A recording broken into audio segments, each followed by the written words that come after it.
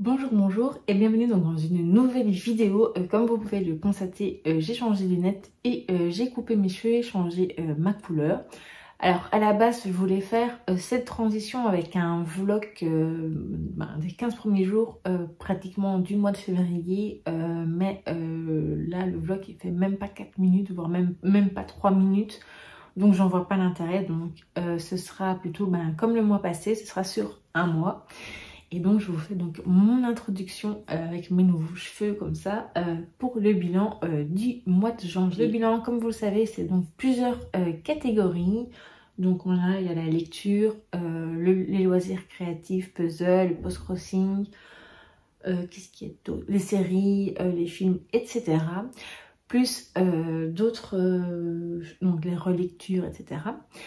Et voilà, donc vous allez voir quelques petits changements dans cette vidéo.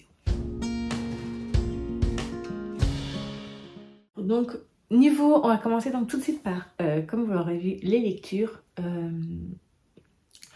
Donc j'ai lu au total 9 livres au mois de janvier. Donc la plupart de mes avis, vous les avez vus donc dans les points lecture. Donc là, pour cette nouvelle formule donc, du bilan, je vais donc juste vous les reciter, donc faire un récapitulatif. Et voilà, et vous dire, et terminer par mes deux premiers coups de cœur de l'année. C'est parti. Alors le premier, ma première lecture de l'année avait été Meurtre à Balmoral, donc de Chris McGeorge. Super lumineuse de Yann de Haas. 4 sœurs en direct du collège donc de Sophie Rigal-Goulart. Une très bonne lecture avec Patient donc de Grand Corps Malade du tout possible.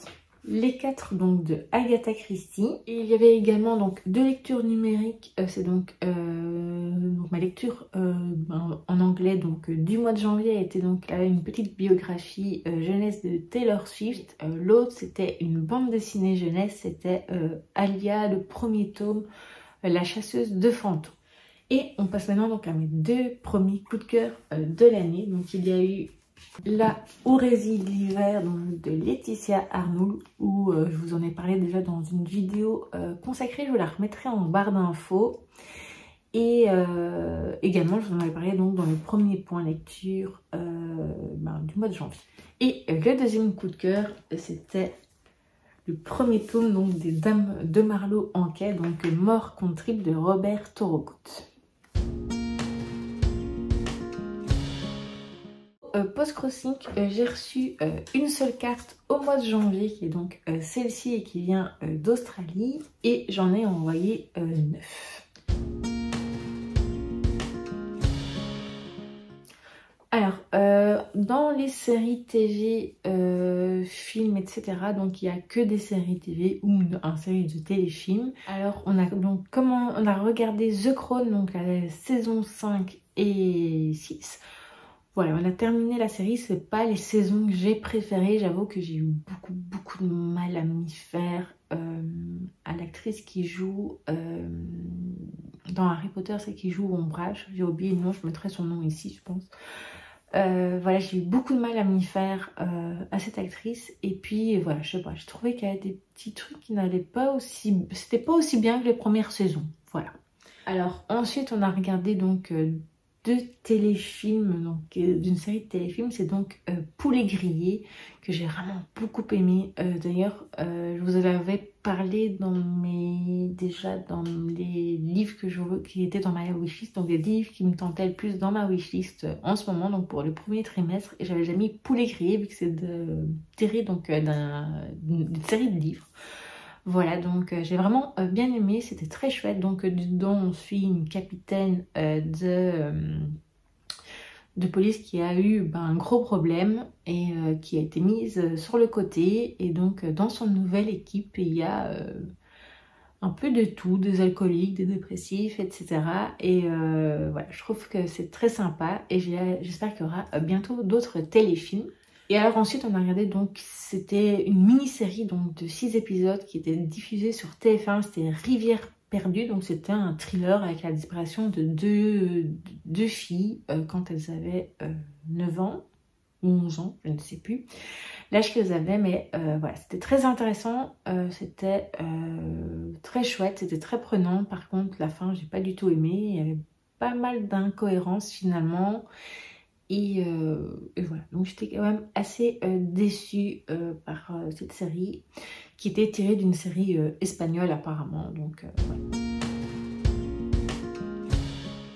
Alors côté relecture, j'ai relu donc avec mon carnet 4 chapitres au mois de janvier. Vous les avez déjà vus voilà. Dans mon vlog du mois de janvier, donc j'ai relu donc 4 chapitres des Bibliophées et voilà, ça m'a permis de voir certaines petites choses à changer, etc. J'ai fait quelques téléchargements musicaux que je vous mets ici, donc Taylor Swift et Calogero. Voilà donc pour ces nouveaux bilans. Alors comme vous avez pu le voir, je n'ai pas parlé de certaines catégories habituelles vu que je ne les ai pas terminées ou je n'ai pas assez commencé car j'ai procrastiné. C'est donc ça que je voulais vous parler, donc niveau bilan pour le reste du mois de janvier. Donc j'ai trouvé que j'ai trop procrastiné. Donc voilà, j'espère qu'en février, ce sera mieux. Et niveau carnet, dans l'ensemble, je suis assez satisfaite. Vous voyez ça dans le log. La seule chose que je voulais vous faire régulièrement dans les bilans, c'est par rapport à ça. Voilà, moi je suis très contente. Je trouve les questions toujours très sympas.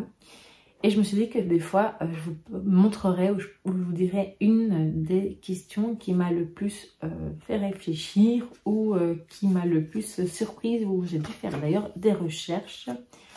Attendez, ah oui. Donc là, c'est le mouvement artistique qui vous décrirait le mieux à ce jour. Donc c'était le 27 janvier, surréalisme, modernisme, dadaïsme. Alors je vous avoue que je ne suis pas hyper douée en art, donc j'ai dû faire des recherches, parce qu'en 2023 j'avais mis qu'un point d'interrogation. Et donc là cette fois-ci j'ai fait des recherches et j'ai pu répondre. Et voilà, donc j'ai trouvé ça très chouette comme question. Sinon il y a des trucs beaucoup plus basiques comme genre, là comme le 5 janvier, c'est dans quel restaurant êtes-vous allé dernièrement, ou même que lisez-vous en ce moment, etc. Quel est votre morceau préféré en ce moment, etc. Mais il y a parfois des questions un peu plus profondes, je trouve, et c'est ce que j'aime dans ce carnet. Et je vous en parlerai donc le mois prochain, donc pour une ou plusieurs questions, voire même peut-être même dans les vlogs, je vous montrerai un peu plus de questions, quelques-unes du mois. Voilà donc pour ce bilan du mois de janvier. N'hésitez pas à me parler de votre bilan également. Et je vous dis donc à très vite pour une nouvelle vidéo.